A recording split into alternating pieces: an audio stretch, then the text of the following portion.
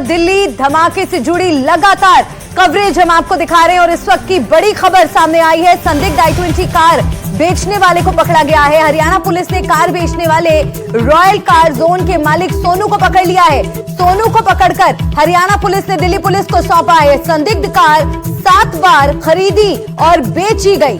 Royal car zone का मालिक सोनू हिरासत में ले लिया गया है। तो लगातार इस मामले में जांच तेज होती जा रही है। कार की पहचान के बाद लगातार इससे जुड़े लोगों की धरपकड़ हुई। अब संदिग्ध i20 कार बेचने वाले को पुलिस ने पकड़ लिया है। हरियाणा पुलिस ने कार बेचने वाले रॉयल कार जोन के मालिक सोनू को पकड़ा है। सोनू को पकड़कर हरियाणा पुलिस ने दिल्ली पुलिस को सौंप दिया है। संदिग्ध कार 7 बार खरीदी और बेची गई। रवीश जुड़ गए हैं इस बड़ी खबर पर हमारे साथ। रवीश, और क्या जानकारी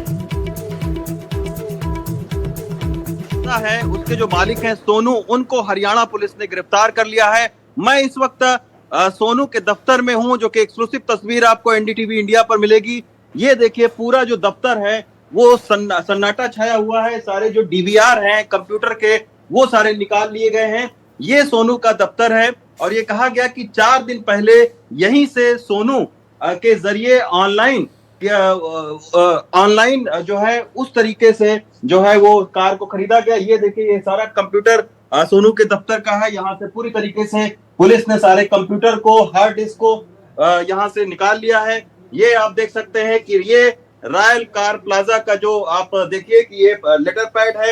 ये पूरी तरीके से तमाम सारे कागजात को पुलिस ने खंगाला है और पूरी तरीके से जो दफ्तर है वहां पर इस समय सन्नाटा छाया हुआ है। यहाँ पे 4 से 5 लोग काम कर रहे थे, वो सारे अभी फिलहाल फरार हैं। और सोनू जो है वो सोनू को भी हरियाणा पुलिस ने हिरासत में लिया है और उसके बाद में जो दिल्ली पुलिस को सौंप दिया है। और ये मैं आपको पीछे का दिखाऊं मंजर कि किस तरीके से ये रॉयल प्लाजा के बैक साइड में ये आप देखिए तमाम सारी जो गाड़ियां हैं पुरानी, वो यहाँ पर खड़ी हुई हैं।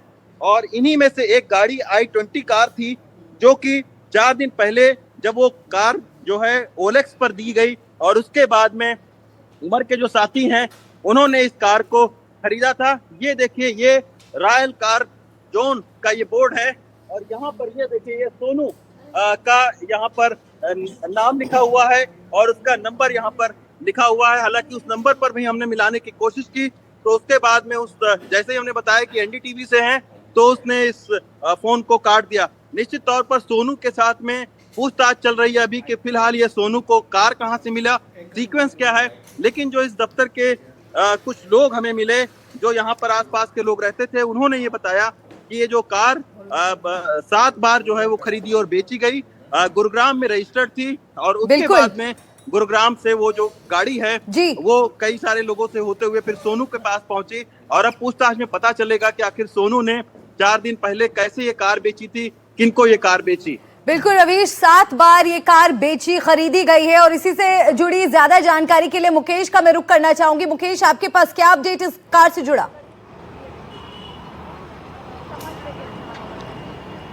देखिए, जो सोनू है वो कार बिकवाने वाला होगा, कार का खरीदार नहीं होगा, क्योंकि जो खरीदार हैं उनके नाम कुछ और हैं। तो सोनू की भूमिका ये रही होगी कि उसने कार बिकवाई होगी, ये पॉसिबिलिटी है और इसीलिए शायद सोनू को डिटेन किया गया है पूछताछ के लिए।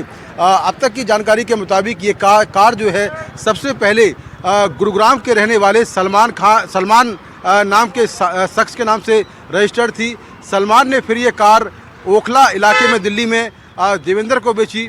देवेंद्र ने ये कार फिर अम्बाला के रहने वाले एक शख्स को दी और वहाँ से फिर ये कार जो है पुलवामा में तारिक के पास गई।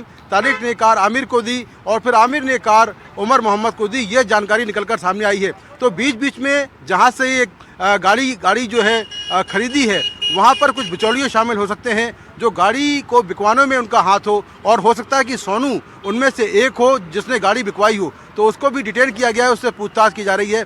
जहाँ तक बात करें इस i20 गाड़ी की, i20 गाड़ी जो है वो जहाँ पर मैं खड़ा हूँ ये पार्किंग एरिया है लाल किले का। i20 गाड़ी अब तक की जानकारी के मुताबिक कल सुबह 8:16 पर उस गाड़ी ने बदरपुर बॉर्डर क्रॉस किया था। फरीदाबाद से होते हुए गाड़ी पहुंची थी और सुबह 8:16 पर बदरपुर बॉर्डर क्रॉस किया। इसके बाद 8:20 पर गाड़ी जो है वो ओखला इंडस्ट्रियल एरिया इलाके में एक पेट्रोल पंप पर दिखी, जहां उसने पेट्रोल भरवाया और उसके बाद फिर ये गाड़ी सीधा वहां से अलग अलग रास्तों से होती हुई ये जो लाल किले की पार्किंग है, यहाँ पर दोपहर में 3:18 पर ये गाड़ी इसी पार्किंग के अंदर दाखिल हुई और यहाँ पर ये गाड़ी 3 घंटे तक इसी पार्किंग के अंदर खड़ी रही।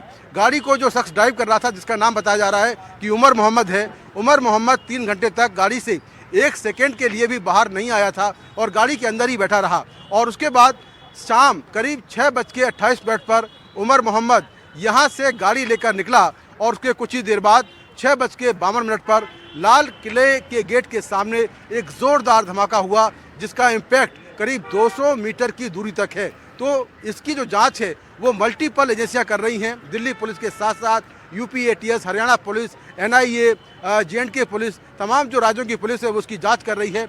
अब तक 7 लोग गिरफ्तार किए गए हैं, जिसमें आदिल है, मुजम्मिल शकील है जो कि फरीदाबाद की अल फला यूनिवर्सिटी में पढ़ाता है। इसके साथ ही एक लेडी डॉक्टर है जिसका नाम शाहीना है, उसको भी गिरफ्तार किया गया है और उसकी गाड़ी से, उसकी स्विफ्ट कार से एक असॉल्ट राइफल, 83 कारतूस और 3 जो मैगजीन है वो बरामद हुई।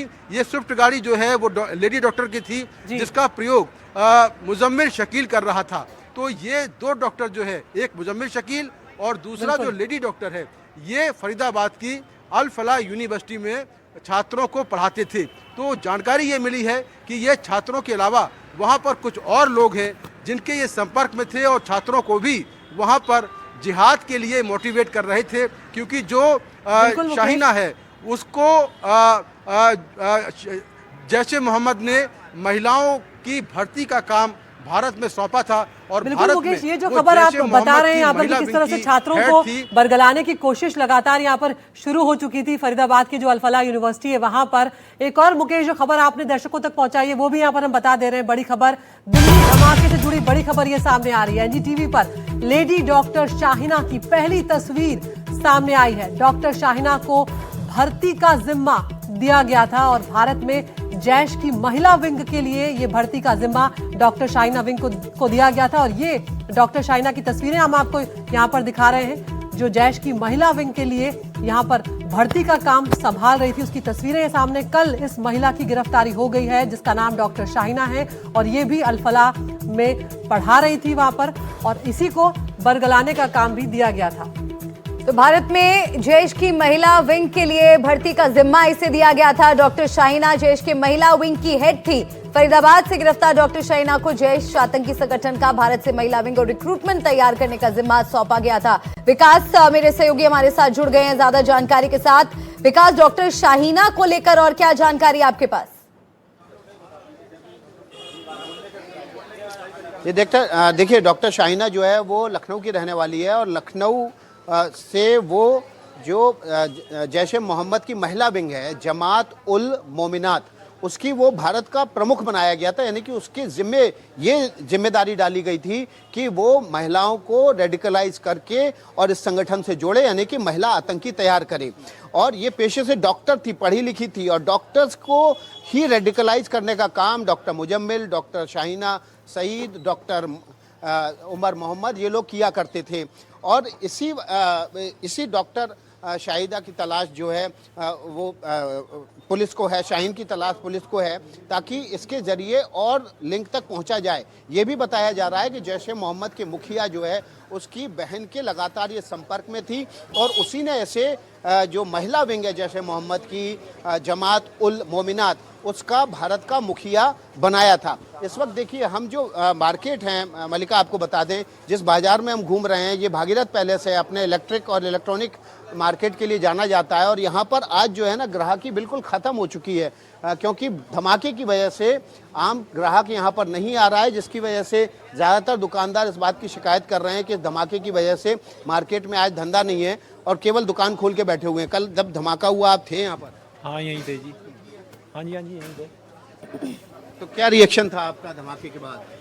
आपको कैसे पता चला कितना बड़ा धमाका है, क्या है? बहुत तेज आवाज़ आई थी धमाके की, तो थोड़ी सी दूरी पे देखा तो भगदड़ सी हो रही थी कुछ, तो बाहर गए तो जाके देखा तो लोग भाग रहे थे उधर उधर, तो वो बोल रहे थे वहाँ बम फट गया, बम फट गया, बम फट गया। तो जाके देखा तो गाड़ियाँ जल रही थी वहाँ पर, तभी पता लगा। अब कुछ कोई कह रहा था सिलेंडर फट गया, कोई कह रहा था CNG फट गई, तो सब पैनिक था, तो हम लोग मैं वापस आया और आकर के अपनी दुकान वाइंड अप करके हम घर चले गए अपने। जी, तो देखिए ये दुकानें जो भागीरथ पैलेस की, आपको यहाँ पर भीड़भाड़ दिख रही होगी क्योंकि सकरी गलियाँ हैं, लेकिन आप यहाँ के स्थानीय दुकानदार हैं। कितना क्या ब्लास्ट का असर आपके व्यापार पे पड़ रहा है? नहीं पड़ेगा तो सही, बिल्कुल पड़ेगा, क्यों नहीं पड़ेगा, सबके लिए पड़ता है, ऐसी बात नहीं है, नुकसान तो है ही है। बाजार में आपको यहाँ पतली सकरी गलियाँ होने की वजह से वैसे भीड़ भाड़ दिख रही होगी, लेकिन दरअसल यहाँ पर जो स्थानीय दुकानदार हैं वो बता रहे हैं कि जो व्यापार है, वो ग्राहक है वो नहीं आ रहा है और केवल दुकान खोलकर बैठे हुए हैं।